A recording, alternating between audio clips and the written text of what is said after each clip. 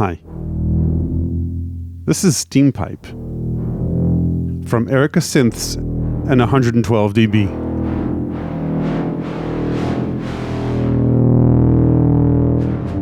It's a physical modeling synth designed to synthesize various acoustic instruments like wind, string, and percussive instruments. Unlike most synths, it doesn't have a linear signal path. Rather, it makes sounds by giving you multiple touch points into a feedback loop that you can pitch and play chromatically. And it lets you trigger or excite that feedback loop either using internal noise or external audio.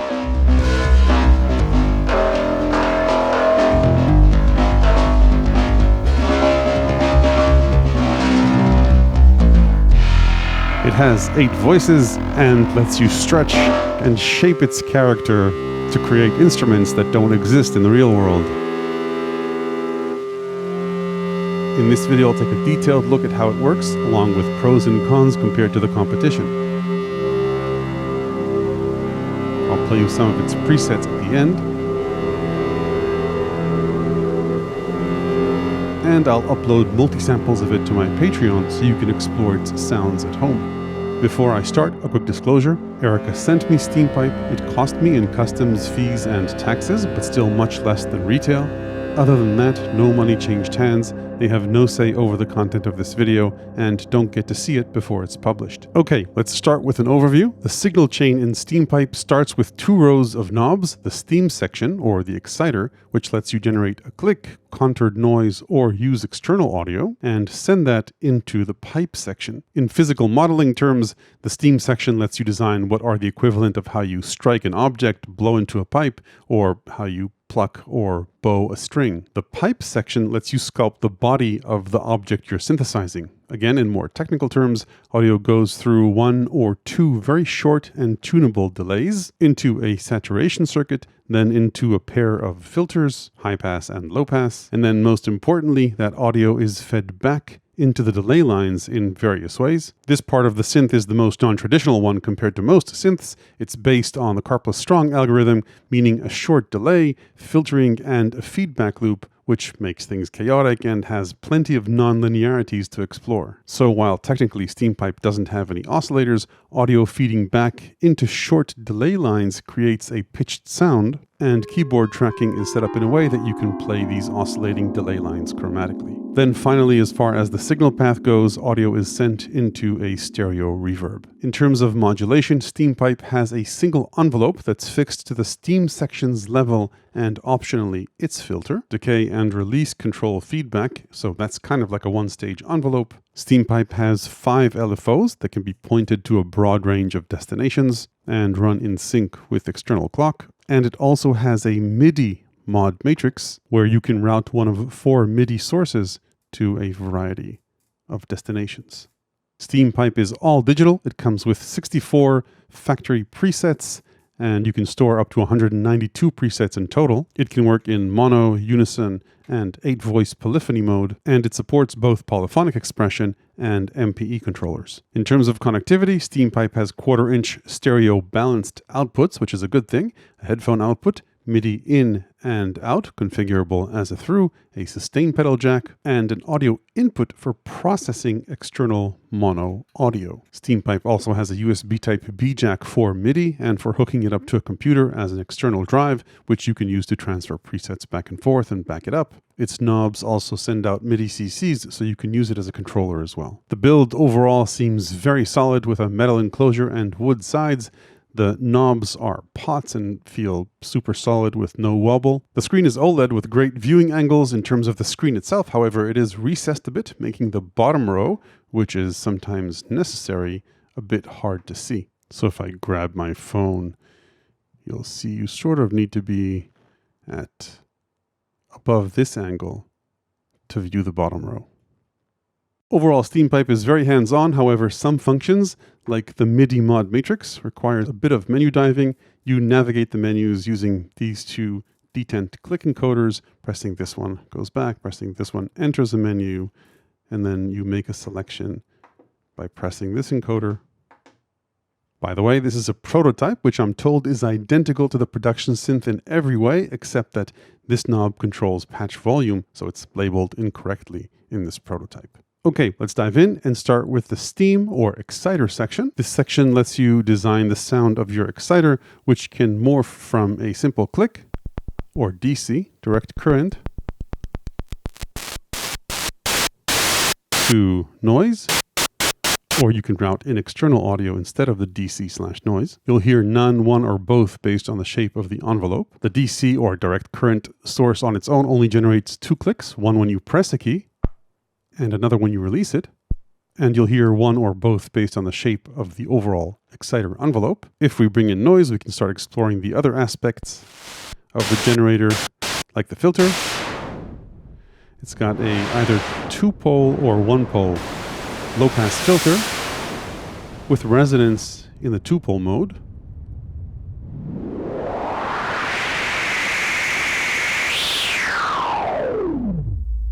This resonance will self-oscillate, by the way. And since there's no VCA after this section, it'll just ring out if you don't turn it off. Then the envelope is standard ADSR, so we can add a release to the noise and attack, decay down to sustain, and you can also modulate the filter with this envelope. There's key tracking for the filter, so you can play it if you want. And you've got velocity sensitivity and gain into the pipe, which is very important here, as we'll see in a bit.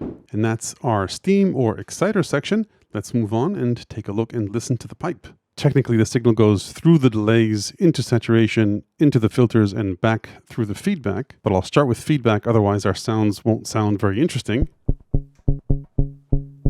So as we increase feedback, we'll start moving into playable sounds. Decay is feedback as long as you're holding a key, and release is decay once you release a key. So you'll probably want a combination of both. And there are 3 forms of feedback. Regular feedback. You can swap the polarity of the feedback for a more hollow sound.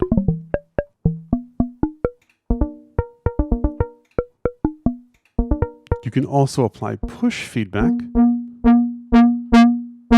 which multiplies the feedback signal, as opposed to regular feedback, which is added on to the signal. Now, the thing about the pipe section and feedback in general is when I turn a knob and it does something in a particular combination of parameter settings, it may sound one way and then sound completely different when the parameters are set to something else. So for example, in this guitar patch that I made, polarity does have substantial impact, making it sound more hollow. Technically, by the way, these are just odd harmonics making their way through, as opposed to both even and odd harmonics. Anyway, but in this patch, push doesn't do much, except maybe add some more gain. Push, however, in this patch has substantial impact, giving that fluty sound initially, then adding these oscillations,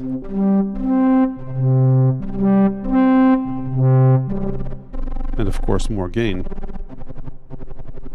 But you can see how non-linear things are. There's sort of a sweet spot here, where anything before and after can sound totally different. And it's like that throughout the pipe.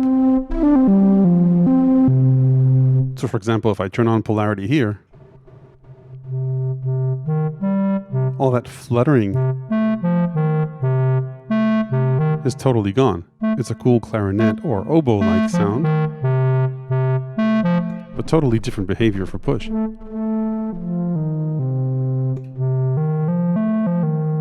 So let's continue exploring the pipe, and like I mentioned, audio first gets routed into the delay box, where you can set a tuning offset, both coarse and fine. The reason that's important, besides just general tuning, is that things that you do here can also offset the tuning of the sound. And there's also a built-in tuner, a strobe tuner, to help with that. With trimmers here, by the way. So that's tune and tuning. Then there's Harmonics, which controls the spread of harmonics in the delay box. And this can seemingly do nothing, besides maybe change the tuning a bit. But like I mentioned earlier, knobs can do totally different things based on the sound that's going through them. So let's try, for example, this patch. I'll turn off split for a sec, we'll get to this.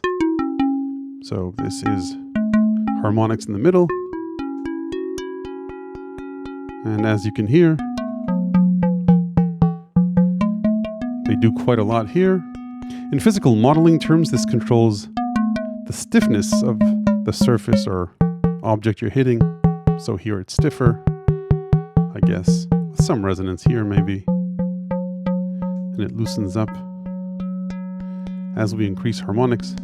But again, this will change dramatically based on everything else going on here. Then finally for the delay box, if we press split, we add another delay into the feedback loop, and you can then control the split point. So this is our splitless marimba, in which case the split point doesn't matter. But if we add split, you can see that we've dramatically altered the sound, adding another dimension to it. And of course, the split point between the two delays, the frequency, continues to change things dramatically. All the way, by the way, we're sort of listening just to one delay again. So at the edges, it doesn't matter much. The middle is the sweet spot.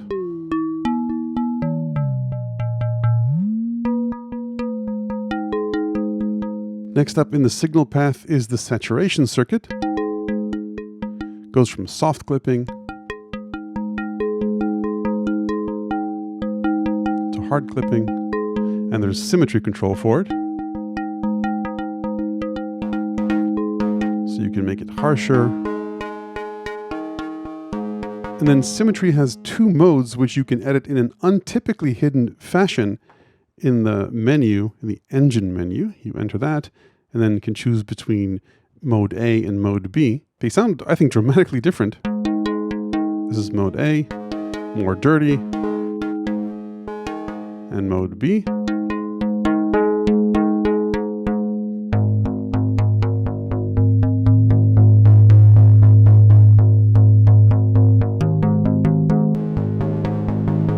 Mode A uses wave shaping, and mode B uses phase shifting. And then the last stage we haven't explored yet in the pipe are the filters, the high pass and low pass filters. So intuitively we all know what high pass and low pass filters do. Let's take some noise. A high pass filter will filter the lows, and low pass filter will filter the highs, and you can create a band pass filter with it. But throw everything you know out the window when you start exploring physical modeling feedback loops. Let's go, for example, to a flute. So this is the preset sound. Let's start messing with the filters.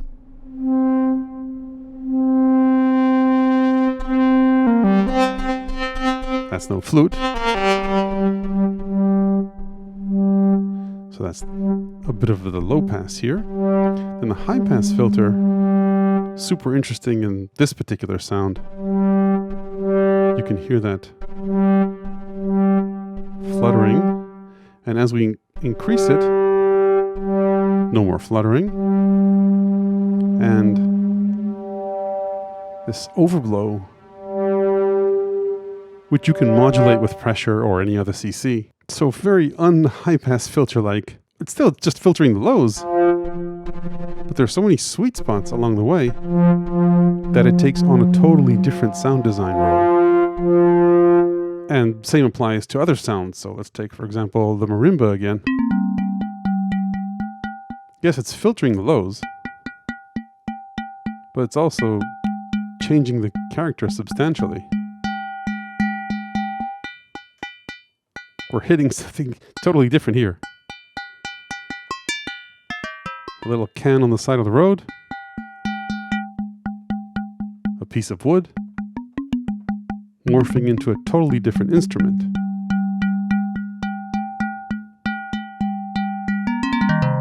And if we bring in the other parameters, we're no longer in synth Kansas.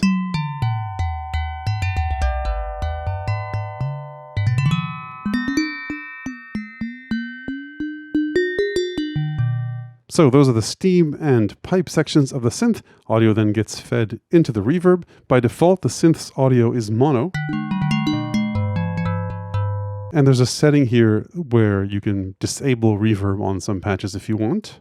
The reverb is really nice once you do bring it in. It's got bass and treble controls. Try wet mix. And size from small to spacious to really big.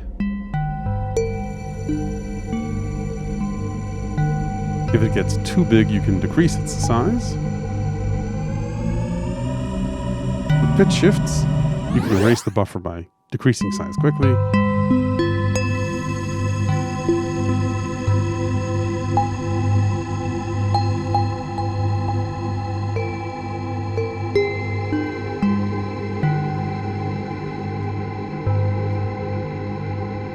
Okay, let's move on to the final major on-panel interface element, and that's the LFOs. You've got 5 LFOs, totally independent. Each can control one destination from a very long list of destinations. You can also select a destination by turning a knob. So let's say if I wanted to control tune with LFO 1, I could select it just as easily as that. So this is our raw tone. I could increase mod depth, change the speed, and shape morphs through a few shapes.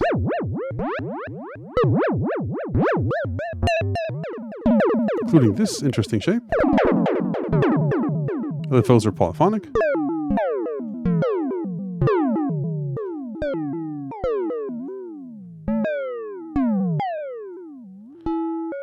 Sample and hold.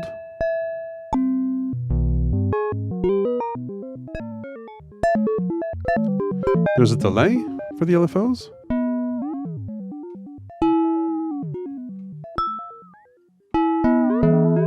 And interestingly, if you turn their rate to 0, then they can act as an envelope.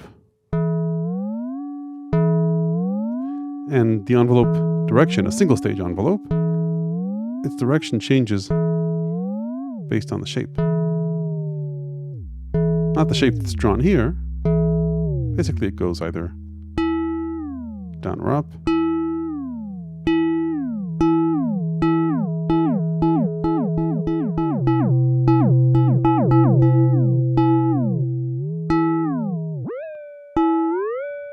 So with a bit of trickery, you can coax envelopes out of these. The LEDs here, by the way, have one of 2 modes, either showing you which LFO you selected or showing you the rate of the LFO, which I think is more useful. The other ones will light up once you point an LFO to a destination. So now you can see their rates individually. Okay, let's move on and talk about the MIDI mod matrix. And for that, I'll set the mod depth here to 0. The MIDI situation here is a bit complex, but very useful and interesting, I think. You set up the MIDI devices in the MIDI device menu. And besides the pitch bend, you've got 4 mod routes, which you can assign CCs to. So here I've got 2 devices. I've got a keyboard and an instrument, and I've got them set up this way. So this keyboard has mono pressure or mono aftertouch and CC1. These are set to MIDI mod routes A and B. And with the instrument, I set up polyphonic pressure. And of course I can edit these. So I could choose a different CC if I wanted, but poly pressure works for me. You can customize pitch bend when you move to MPE mode. It sets it automatically to 48 semitones as it should be in MPE. And then I set route B to 74, which is MPE slide up and down on the instrument. I could use this as a mod source, for example, and set another mod source, or if I had a gesture controller, I could set 2 additional CCs. There's also a learn function here So if I wanted to, say, assign this one to this knob, I could just turn it, get out of chord mode, turn it, and now I've assigned this CC to route C. Anyway, once I have that set up, let's save it. We can now go to the MIDI mod menu and start pointing these sources to various destinations. So let's say, for example, if I wanted to point pressure to the depth of LFO1, I could do that with this. So now pressure will activate the randomness. And then, as you may remember, source B is our mod wheel. Let's say route that to the low pass filter.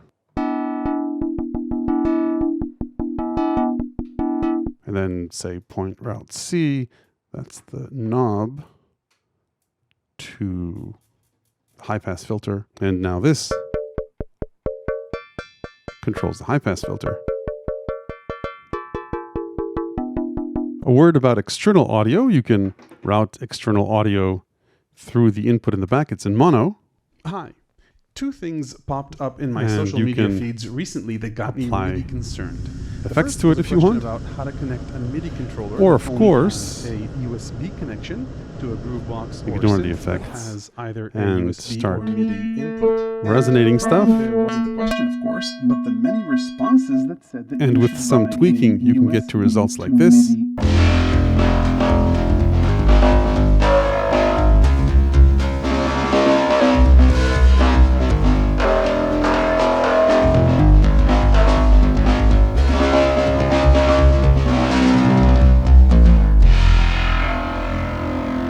Or like this.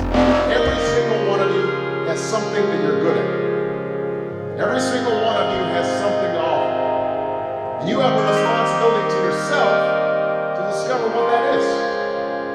That's the opportunity that education can provide. Let's take a look at a few more miscellaneous features. You've got either polyphonic mode, mono mode, one note at a time, or unison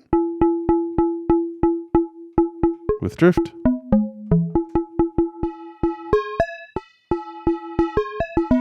glide,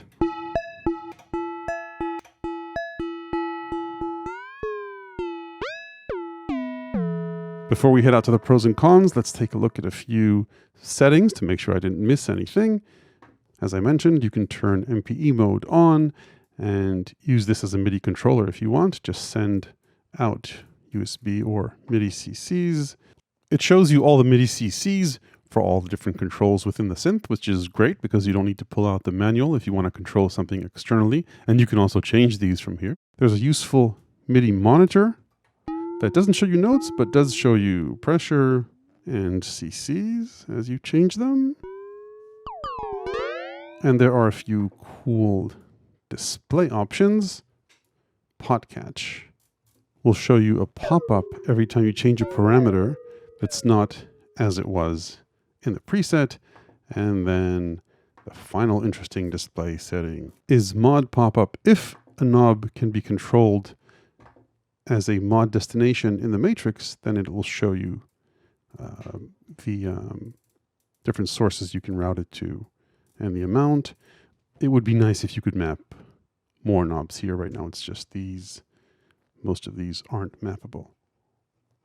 Tune is, not these. Would be cool if you could map everything. Okay, let's talk about pros and cons for Steampipe. My top 3 pros are, first, as a physical modeling synth, this is the most hands-on one I've ever used. The fact that it gives you so many direct on-panel touch points into the exciter and resonator lets you truly dig in and experiment in ways that just aren't possible in synths where physical modeling is yet another engine among many others, and you only get to control a handful of parameters in a menu somewhere. Actually, turning a knob that's connected to just one parameter lets you really learn the impact of that control to the extent you can with all the chaos in the feedback loop. The second pro, in my opinion, and you can easily include this pro as a con, is just how unpredictable and surprising this synth is. Life in the feedback loop is very different from how traditional synths work, and Steampipe is a refreshing change from how other synths sound. But if you're looking for predictability in what a control does, you may not always get it, depending on what else is happening in the feedback loop. Then the third pro is, I think, how Steampipe lets you integrate with other devices. As you pair it with a regular keyboard, an MPE controller, you might get a very different instrument and response. By the way, I used the key step in this video just because it fits nicely in the frame, but I highly recommend at the very least connecting it with a keybed that has polyphonic aftertouch. And things will sound even more natural if you use an MPE controller, where subtle slides, pitch, and pressure changes breathe life into a sound, even if unintentionally, in ways simple keyboards can't. So if you decide to buy this synth, consider what you'll be pairing it with as well. So those are the pros. On the cons side, I don't think it has any major hidden flaws, but there are both software and hardware alternatives that live in the timbral vicinity or can get quite close and do other things, so it's good to be familiar with the competitive landscape. On the hardware side, Waldorf Iridium, while more expensive, has a fairly comprehensive physical modeling engine along with all its other engines. C15 from Nonlinear Labs is also a very interesting, yet substantially more expensive alternative, though its multiple buttons and one knob control does make it feel less hands-on than Steampipe. Then on the lower end price-wise, both Mini Freak and Micro Freak come to mind. While relatively speaking they have fairly limited physical modeling engines with only 3 modeling controls, they give you a nice affordable taste of what this can do, though they don't let you really dive into the feedback loop. Then on the software side, there are significantly more options. Chromophone 3, Collision, Kaivo, Object, and Derailleur come to mind, and I'm sure I'm missing others.